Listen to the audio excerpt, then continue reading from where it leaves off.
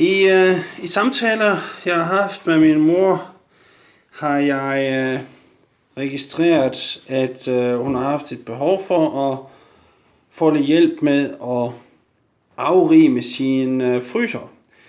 Og vi har sådan lige været i gang med et lille mini-projekt her første juledag, 25. december, med at få afrimet fryserne, få flyttet varer, hun har haft i fryseren, ud på altanen, og få rengjort fryseren. Og nu kunne jeg godt tænke mig at lige spørge min mor omkring nogle af de udfordringer, hun har haft omkring brug af køleskab og fryser og organisering af madvarer i fryseren.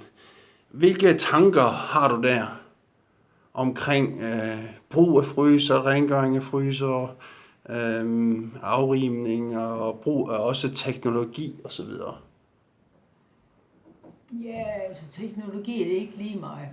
Okay. Så jeg er glad for, at I vil hjælpe med at få det afrimet, og nu da alle skufferne er tømt og rengjort, og maden er tildækket ude på altanen, for at den ikke skal smelte, jamen så får jeg jo rigtig lavet system i skufferne, så jeg kan få samlet de forskellige madvarer i specielle skuffer.